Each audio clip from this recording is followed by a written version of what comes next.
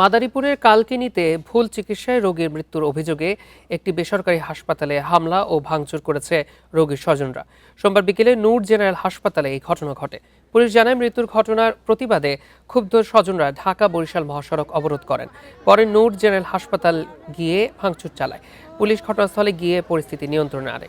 এর আগে সোমবার প্রসবজনিত সমস্যায় তন্নি খান নামের ওই গৃহবধূকে প্রথমে কালকিনি উপজেলা স্বাস্থ্য কমপ্লেক্সে নেওয়া হয়। পরে নূর জেনারেল হাসপাতালে ভর্তি করা হলে চিকিৎসক মুসলিমা জাহান অসি তার অস্ত্রোপচার করেন। পরে শারীরিক অবস্থার অবনতি হলে বরিশাল শেরেবাংলা মেডিকেল নেয়ার পর চিকিৎসক তাকে মৃত ঘোষণা করেন।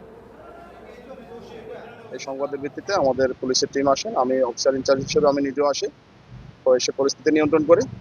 তো এই ক্ষেত্রে রোগীর বা মৃত ব্যক্তির আত্মীয় স্বজন যদি মনে করেন যে ডাক্তারের কোনো গাফিলতি ছিল বা অ্যানেস্থেসিয়ার গাফিলতি ছিল, সেক্ষেত্রে তারা যদি অভিযোগ দায়ের করেন, সেটা আমরা অবশ্যই তদন্ত করে আইনগত ব্যবস্থা নিব।